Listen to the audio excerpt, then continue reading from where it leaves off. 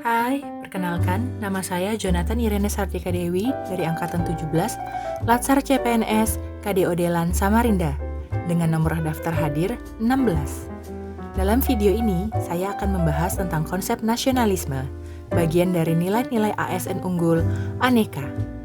Sebelumnya, kita sudah menyoal tentang wawasan kebangsaan. Mari kita tinjau kembali dengan singkat tentang kebangsaan. Kebangsaan adalah gagasan yang terus-menerus ditanamkan sebagai warisan identitas yang melekat pada individu yang terus menginginkan keberadaan dalam sebuah bangsa. Oleh sebab itu, ada istilah jas merah. Jangan sekali-sekali melupakan sejarah. Kehilangan sejarah berarti kehilangan akar kepribadian bangsa. Sejarah bukan sekedar narasi buku, namun di dalamnya tersimpan gagasan-gagasan nasionalisme yang mesti disampaikan pada generasi muda agar mereka tidak kehilangan jati diri sebagai sebuah bangsa. Generasi muda memang tidak merasakan perjuangan melawan kolonialisme, namun mereka menikmati jerih payah perjuangan para pahlawan yang membuat mereka hidup di atas tanah airnya.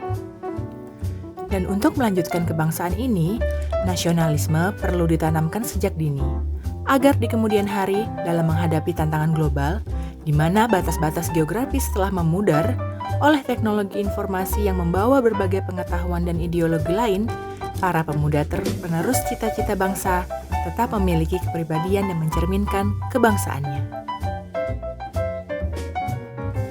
Kita memang tidak bisa memilih untuk lahir di negara mana, namun kita bisa memilih untuk tetap setia pada sebuah bangsa, yaitu Indonesia. Dan inilah semangat nasionalisme yang harus diteguhkan dalam benak anak bangsa.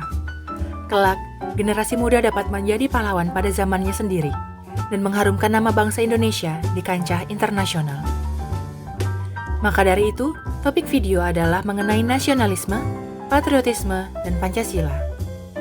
Nasionalisme adalah satu paham yang tumbuh berdasarkan adanya rasa kebanggaan atas kepemilikan sebuah identitas atau ciri khas yang membedakan sebuah bangsa dengan bangsa lain.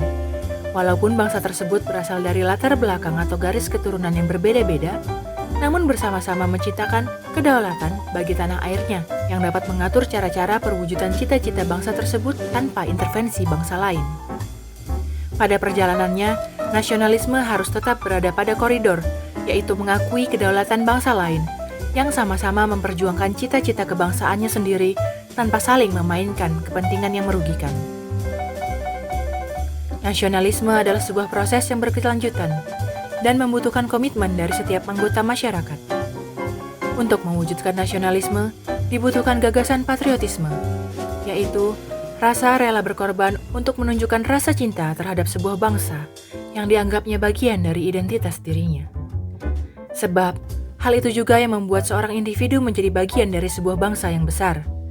Kerelaan untuk memperjuangkan apa yang menjadi hak sebuah bangsa untuk berdaulat inilah yang disebut sebagai patriotisme. Ada pula paham lain yang mengandung nasionalisme, namun hal ini benar-benar berbeda. Chauvinisme misalnya, walaupun sama-sama mengakui kedaulatan bangsanya sendiri, namun chauvinisme memiliki konotasi sempit dan negatif, di mana nasionalisme sebuah bangsa membuat orang-orang yang merasa paling layak, paling hebat, dan paling berdaulat dibandingkan bangsa lain. Dalam paham ini, bangsa dengan pandangan chauvinisme tidak menghargai eksistensi bangsa lain, dengan merasa superior dan pada titik ekstrim cenderung mengarah ke fasisme, dan menganggap bangsa lain adalah musuh yang harus dimusnahkan. Bagi Indonesia, nasionalisme Pancasila adalah pandangan atau paham kecintaan manusia Indonesia terhadap bangsa dan tanah airnya yang didasarkan pada nilai-nilai Pancasila. Dan itulah pegangan hidup kita berbangsa.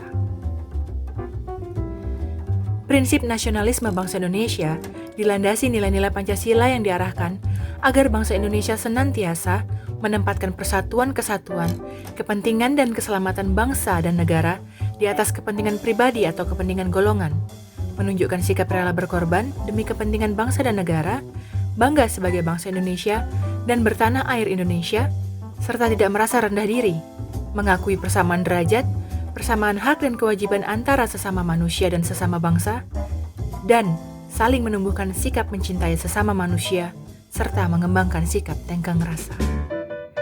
Dengan nasionalisme yang kuat, maka setiap pegawai ASN memiliki orientasi berpikir mementingkan kepentingan publik dan bangsa dan negara. Setiap ASN harus berkaca pada fungsi yang melekat di dirinya, yaitu sebagai pelaksana kebijakan publik, pelayanan publik, dan perekat pemersatu bangsa.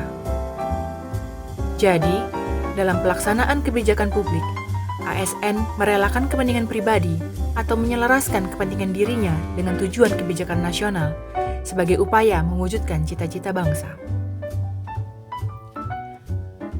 Dan dalam mengemban tugas melayani masyarakat, ASN harus profesional pada bidang keahliannya. Tidak hanya itu, dibutuhkan pula adanya loyalitas dalam diri ASN sebagai bentuk kesetiaan pada bangsa. Sebab bangsa ini tidak lain adalah masyarakat yang tinggal di tanah air. Jadi ASN bukan bekerja pada rezim tertentu, melainkan pada rakyat. Melayani seluruh lapisan rakyat berarti berbakti kepada tanah air.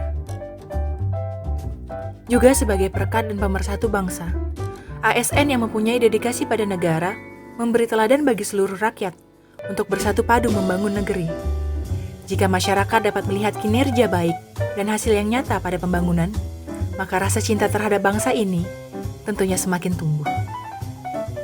Dalam tugas saya sebagai ASN, ada bentuk-bentuk nasionalisme yang bisa saya tuangkan dalam sikap dan tindakan, yaitu menghormati simbol negara sebagai sesuatu yang sakral, mengikuti upacara pada hari-hari besar nasional dengan hikmat dan tertib, mendukung arah kebijakan nasional, menjaga nama baik bangsa Indonesia dalam tugas di dalam maupun di luar negeri, menjaga etika, perilaku, tutur kata, dan tindakan, sebab ini juga mencerminkan ciri khas sebuah bangsa.